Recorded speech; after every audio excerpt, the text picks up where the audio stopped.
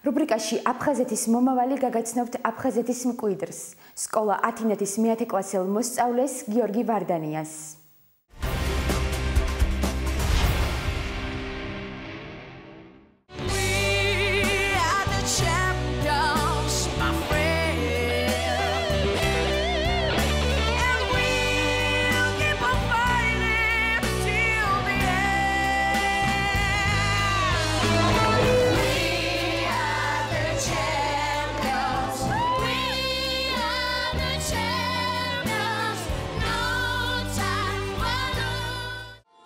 პირველად მივედი დებიჭო ხნელიძეების სტუდიაში და აქედან დაიწყო ჩემი კარიერა. პირველი კონცერტი იყო, როდესაც ვიყავი 5 წლის. ძალიან კარგად მახსოვს სხვათა შორის. რეალურად დიდი ემოციაც იყო, იმიტომ რომ პირველად სცენაზე ხალხის თვალწინ გამოჩენა ალბათ არც ისე ადვილია, მაგრამ ადვილად შევეჩვია მაინც. Უთკუნ მესამედ წოდებული გიორგი ვარდანია. სიმღერა 4 წლისამ დაიწყო. პირველი შეხება სცენასთან 5 წლის ასაკში ჰქონდა. 8 წლისამ კი სატელევიზიო საბავშვო პროექტ ანაბანაში მიიღო მონაწილეობა და კონკურსის გამარჯვებულიც გახდა. თან ერთად დაუვიწყარი მოგზაურობა პარიზის დისნეილენდში. 2008 წელს გავედი სატელევიზიო კონკურსში ანაბანაში და გავიღე პირველი ადგილი. რა თქმა უნდა, ესეც პირველი შეხება იყო ჩემთვის ტელევიზიასთან და ესეც რა თქმა უნდა დიდ ემოციებთან იყო დაკავშირებული, მაგრამ ის ადამიანები, რომლებიც ჩემ გვერდით იყვნენ მაშინ, თუნდაც ვოკალის პედაგოგები, თუნდაც წამყვანი ბიბი კვაჭაძე, მანანა მორჩილაძე, ნინო ჩაჩავა, მარინა ბერიძე, ესენი იყვნენ ადამიანები, რომლებიც მუდამ ჩვენს გვერდით იდგნენ, მონაწილეების გვერდით და ეს იყო ის, რამაც ჩვენის ნერვიულობა, სტრესი პირველად ტელევიზიასთან შეხების გადაგვალახვინა. ანაბანას გიორგი ცაბაძის სახელობის ქართული საესტრადო სიმღერების კონკურსი და საბავშვო მუსიკალური ფესტივალი 5-ვე გამოხვა, სადაც გიორგი ვარდანიას ისევ საპრიზო ადგილები ერგო. მისთვის მნიშვნელოვანი წარმატების მომტანი 2013 წელს ჩატარებული ახალი საბავშვო ხმაა. ამ კონკურსში გიორგიმ მეორე ადგილი აიღო.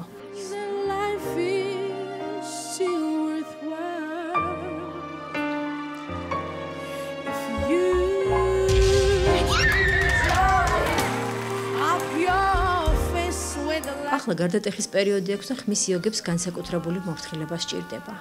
ამიტომ დროებით შემოქმედებითი პაუზა აქვს აღებული. სამაგიეროდ წერს ლექსებს, როგორც თვითონ ამბობს, განწყობის შესაბამისად. დაახლოებით დაიწყო ალბათ 1-2 წლის წინ, სადღაც პირველი ლექსი დავწერე და იმის შემდეგ ესენ არც ისე სისტემატიურად, მაგრამ ხანდახან როცა მომინდება დაწერა, ესე მაქვს ბლოკნოტი გადადებული, რომელშიც წერ ლექსებს. გავლენას ახდენს ხოლმე ძირითადად ამინდისკი ჩემზე, როცა მოღრუბლულია, როცა წვიმს, შედარებით შეიძლება მძიმე ხასიათი მაქვს ამ დროს და გამომდის, ასე ვთქვათ, მძიმე ლექსი, როდესაც ასე ვწერ. თუნდაც იმითი თემატიკა, რაღაცა პრობლემებს ვეხები უფრო მეტად არ ვწერ დაუშვათ სიყვარულზე ან რაღაცა სიყვარულზე ვწერ მაშინ როცა მზეა, როცა რაღაცა მიხარია, ასე ვთქვათ და თუნდაც მაშინ როცა მიყვარს. ეს ყველაზე კარგი გრძნობაა რა. მიუხედავად სიმღერისადმი დიდი სიყვარულისა, საკუთარ თავს მომავალში სულ სხვა სფეროში ხედავს. რა თქმა უნდა, მიყვარს მუსიკა, მიყვარს სიმღერა, რითიც დაიწყო ჩემი ცხოვრება, მაგრამ ჩემთვის რაღაცა მაინც გული მიმდის, სამედიცინო განხრისკენ რა, კარდიოქირურგია მინდა. ბავშვობიდან, პატარაობიდან მიტაცებდა ანატომია, ადამიანის აღნაგობა და ყველაზე მთავარი გული.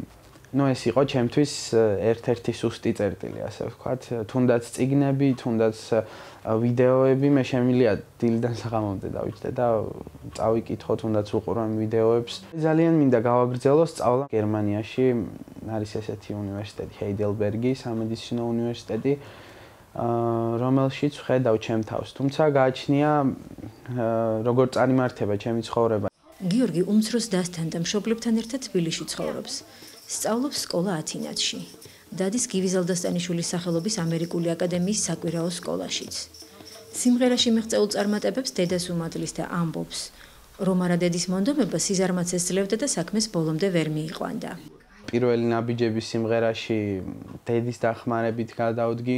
უდიდეს სტიმულს მაძლევს თუნდაც იმაში, რომ ჩემი ცხოვრება წარმართო კარგისკენ. ჩემს მიმართ ყურადღებიანია მეხმარება გაკვეთილების გაკეთებაში, სკოლიდან მაგას მივყავარ სახლში. მომწონს როგორც ხერის გიორგი, ნიჭიერია, მაგრამ ცოტა ზარმაცია.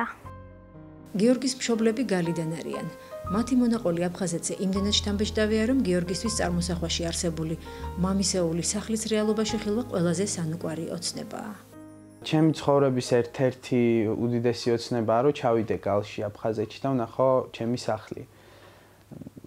არა, წარმოდგენაც კი არ მაქვს, როგორი შეიძლება იყოს იქაურობა, მხოლოდ რაღაც სურათებით, შეიძლება პატარა ვიდეოები მაქვს ნანახი, ძველი სურათები, მაგრამ ასჯერ გაგონილს ერთხელ ნანახი ჯობია, როგორც არის ნათქვამი.